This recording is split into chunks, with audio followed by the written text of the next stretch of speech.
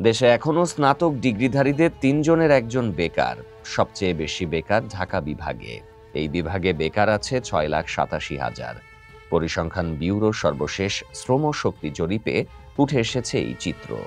এতে বলা হয়, দেশে ১ বছরের ব্যবধানে বেকারের সংখ্যা বেড়েছে ১,৬০,০০০। বেড়েছে যোগ্যতা অনুসারে চাকরি না পাওয়া মানুষের সংখ্যা। বিশেষ করে শিক্ষিত তরুণদের ক্ষেত্রে বেকারত্বের চিত্র ভয়াবহ। ১৫ থেকে ২৯ বছর বয়সী যুব বেকারদের মধ্যে প্রায় ২৯% স্নাতক। পরিসংখ্যান ব্যুরো শ্রমশক্তি জরিপ ২০২৪-এর প্রতিবেদনে উঠে এসেছে এসব তথ্য।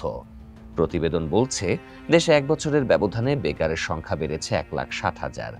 ২০২৪ সালের ৩১শে ডিসেম্বর পর্যন্ত বেকারের সংখ্যা দাঁড়িয়েছে ২৬,২০,০০০-এ, যা ২০২৩ সালে ছিল ২৪,৬০,০০০।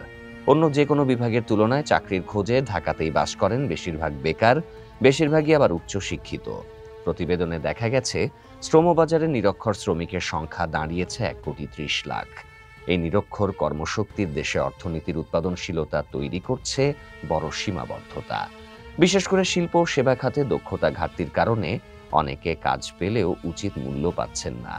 কর্মসংস্থানের কাঠামোতেও বড় বৈষম্য ধরা পড়েছে। দেশের কাজে নিয়োজিতদের ৮৪% অনানুষ্ঠানিক খাতে। গ্রামে এই হার ৮৭.৫৮, শহরে ৭৩.৭৬। অর্থাৎ বিপুল শ্রমশক্তি এখনো সুরক্ষাহীন, সামাজিক নিরাপত্তা ও ন্যায্য মজুরি থেকে বঞ্চিত।